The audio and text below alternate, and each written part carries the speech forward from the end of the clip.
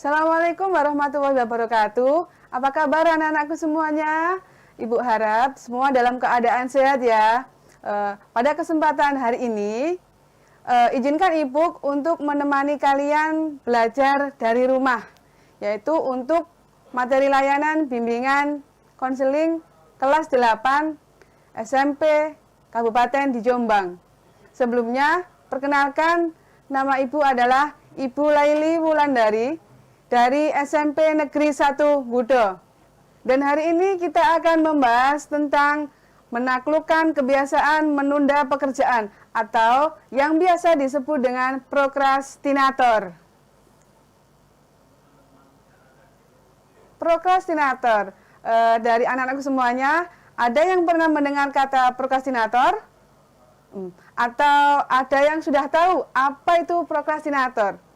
Karena Ibu yakin nih, kayaknya yang di rumah itu sedang berpikir kira-kira apa ya prokrastinator itu? Baik, sebelum kita mulai materi kali ini, alangkah baiknya kita berdoa terlebih dahulu supaya kita diberi kemudahan untuk menerima dan memahami materi pada kesempatan hari ini. Berdoa menurut agama dan kepercayaan masing-masing dipersilahkan. Berdoa dapat diakhiri. Baik, kita lanjut ke materi ya. Nanti akan ada materi yang Ibu sampaikan kepada anak-anakku sekalian, dan juga ada tayangan video yang harus kita amati, yang harus anak-anakku semua amati dari rumah. Dan di dalam penyampaian materi nanti, Ibu juga memiliki hadiah khusus untuk anak-anakku semua yang berada di rumah.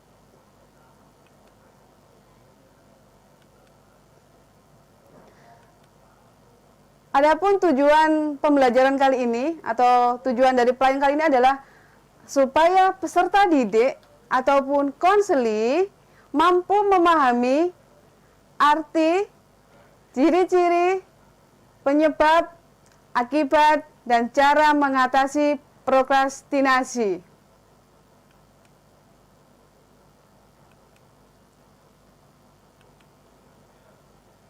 Prokrastinasi. Kira-kira apa itu ya? Prokrastinasi itu berasal dari dua kata, yaitu pro dan krastinus. Di mana pro itu bisa berarti maju, bisa juga lebih menyukai, atau juga bisa juga ke depan. Sedangkan krastinus adalah yang berarti besok. Jika digabungkan, arti daripada prokrastinasi adalah lebih suka mengerjakan besok. Dan dalam arti yang lebih luas lagi, prokrastinasi adalah menunda dengan sengaja kegiatan yang diinginkan, walaupun penundaannya itu akan menghasilkan dampak buruk di kemudian hari. Jadi itu anak-anakku, prokrastinasi adalah suatu kegiatan menunda pekerjaan yang memang disengaja, padahal sudah tahu akan memperoleh dampak.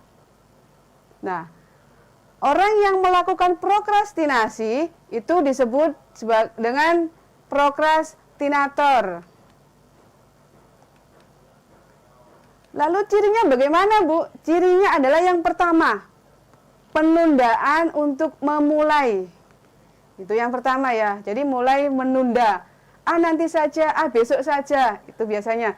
Yang kedua, terlambat untuk mengumpulkan tugas. Jadi tugasnya diselesaikan terlambat, dikumpulkan yang paling akhir.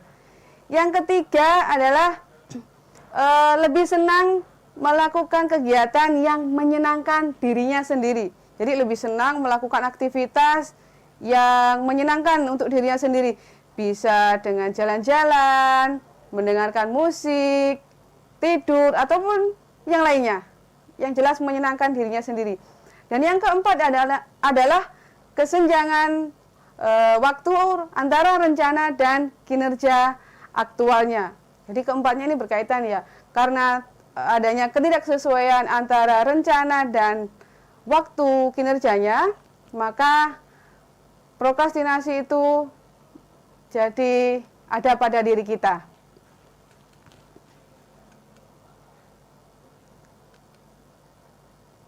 Penyebab perilaku prokrastinasi itu ada beberapa ya penyebabnya. Kira-kira ada yang tahu anak-anakku semua yang di rumah? Iya, betul. Yang pertama itu cemas. Cemas itu datang karena kita stres. Stres akhirnya cemas sehingga membuat situasi yang sekarang itu menjadi tidak nyaman untuk diri kita. Akhirnya prokrastinasi melekat pada diri kita. Yang kedua, kurangnya penghargaan diri, yaitu mudah menyalahkan dirinya sendiri. Misalkan diberi tugas, kemudian dia salah. Akhirnya dia sudah berpikir, waduh aku nggak bisa. Atau bagaimana ya? Nah, itu akhirnya dia menyalahkan dirinya sendiri. Yang ketiga, yaitu rendahnya toleransi terhadap ketidaknyamanan. Nah, orang yang seperti ini itu cenderung menghindari dan menarik diri dari tugas-tugas yang dimilikinya. Yang keempat yaitu pencarian kesenangan, seperti yang Ibu jelaskan tadi ya, di cirinya, yaitu lebih suka mencari kesenangannya daripada harus mengerjakan tugas yang diberikan oleh Bapak Ibu guru. Yang selanjutnya ada disorganisasi waktu, yaitu terlalu banyaknya waktu yang terbuang sia-sia, digunakan untuk hal-hal yang lebih menyenangkan. Kemudian disorganisasi lingkungan. Disorganisasi lingkungan ini terjadi karena ketidaknyamanannya terhadap lingkungan. Bisa karena punya adik ya, misalkan punya adik lagi belajar, diganggu adiknya, akhirnya tidak nyaman, membuat seseorang menjadi enggan untuk mengerjakan tugas yang dimilikinya.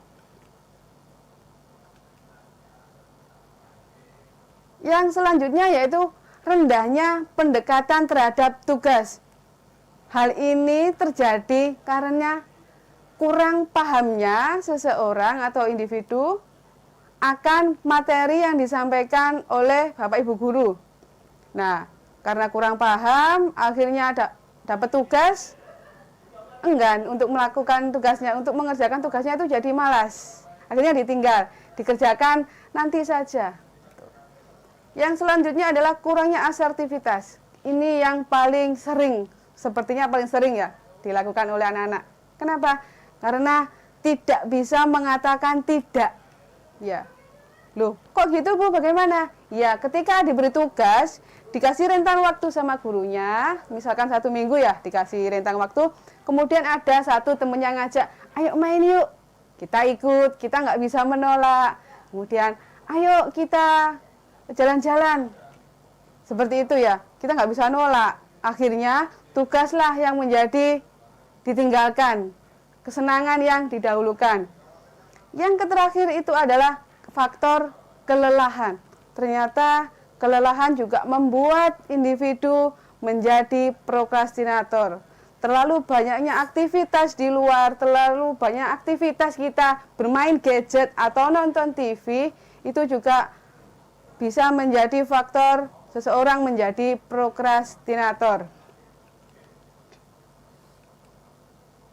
Nah, akibatnya apa, Bu? Akibatnya yang pertama menjadi tidak tenang, kemudian stres, kemudian dihantui rasa bersalah. Tidak tenangnya karena tugas belum selesai, sudah waktunya dikumpulkan, kemudian dikasih penilaian oleh guru, hasilnya tidak memuaskan, akhirnya ada perasaan bersalah dalam diri individu tersebut, yang akhirnya membuat stres karena nilainya turun. Lalu bagaimana cara mengatasinya? Cara mengatasi prokrastinasi itu ada 3 cara yang bisa kita lakukan. Yang pertama itu segera memulainya. Yang kedua, melakukan pekerjaan secara perlahan. Yang ketiga, mengurangi distraksi di sekitar kita. Jadi ada berapa anak? Ya, ada 3 yang bisa kita lakukan. Segera kita kerjakan, dikerjakan sedikit demi sedikit, maka tugas akan terselesaikan tanpa harus menunggu nanti ataupun besok. Perlu diketahui anak-anak, bahwasanya jika ada tugas yang ditunda, itu akan menimbulkan penumpukan terhadap tugas dari mapel A, mapel B, mapel C, tugasnya semakin menumpuk ya. Jadi alangkah baiknya segera saja dikerjakan, jika sudah selesai bisa langsung dikumpulkan kepada guru masing-masing. Anak-anakku, sebelum mengakhiri materi kali ini, Ibu memiliki satu tayangan video yang nanti di dalamnya kita bisa memetik hikmah dari video tersebut. Adapun videonya adalah yang berikut ini.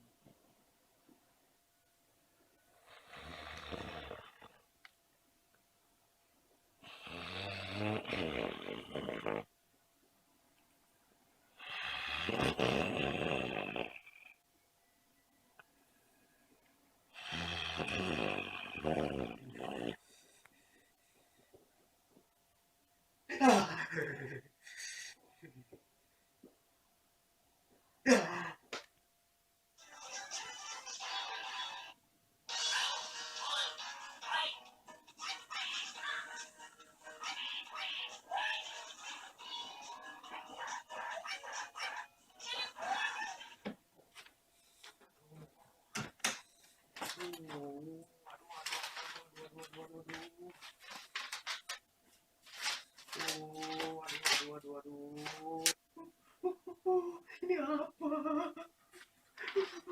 Ini apa? Ini apa?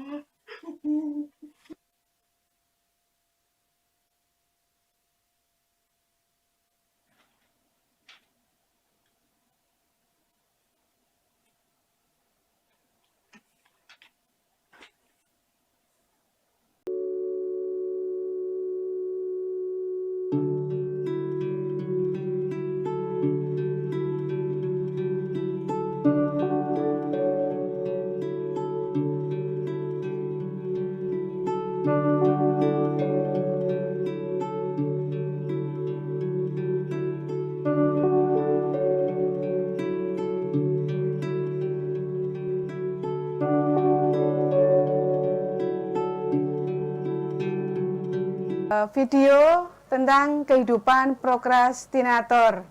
Kira-kira pelajaran apa yang bisa kita ambil dari video tersebut? Iya, benar. Bahwasanya kita bisa mengambil kesimpulan dari video tersebut, yaitu kita jangan membuang-buang waktu. Kita gunakan waktu sebaik mungkin. Ketika ada tugas atau ketika ada ujian, kita segera melakukan persiapan-persiapannya, yaitu dengan belajar. Sehingga di hari H atau deadline ketika ujian, kita mudah dalam mengerjakan soal dan menghasilkan nilai yang maksimal sesuai dengan keinginan kita. Anak-anakku, tolong, untuk anak-anakku sekalian, harapan Ibu, tidak ada anak-anakku semua yang seperti yang dicontohkan oleh video tadi ya. Nah, sekarang Ibu punya hadiah untuk kalian semua. Hadiahnya apa? Kira-kira ini dia. Hadiahnya adalah berupa tugas yang Ibu berikan kepada kalian semua. Adapun tugasnya nanti ditulis di buku tulis ya. Dan jangan lupa diberikan identitas di pojok kanan atas.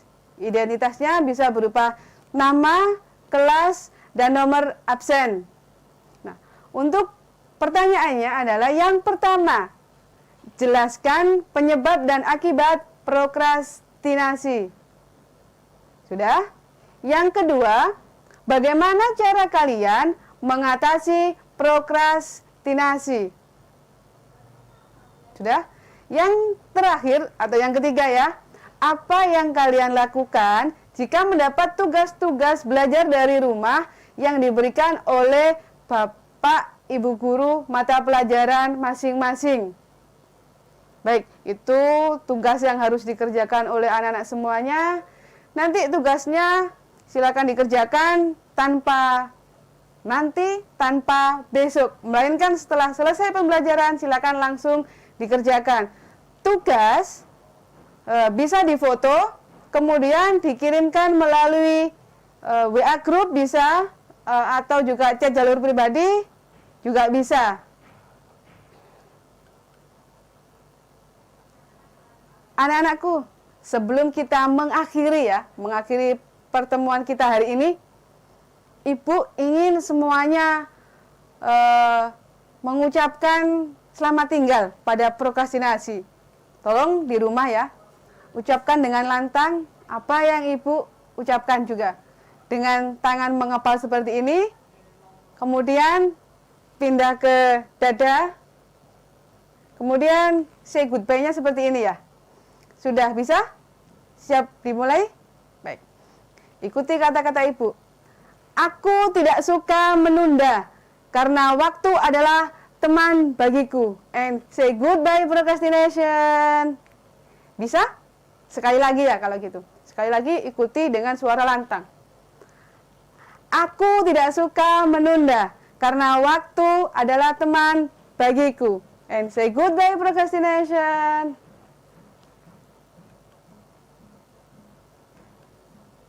Anak-anakku sekalian, memang benar untuk melawan prokrastinasi itu tidaklah mudah.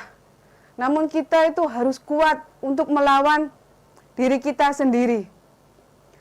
Karena sesungguhnya lawan terberat itu bukan dari orang lain, melainkan dari diri kita sendiri. Jadi, mulailah mencari teman yang dapat membuatmu lebih baik, peduli dengan diri sendiri, atur prioritas, yakin terhadap dirimu sendiri, dan selalu ingat tujuan awal kita belajar itu untuk apa. Baik, itu tadi yang bisa Ibu sampaikan pada kesempatan hari ini.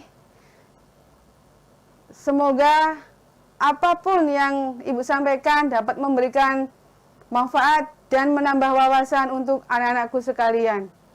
Sebelum diakhiri, alangkah baiknya kita tutup dengan bacaan Alhamdulillahirrabbilalamin.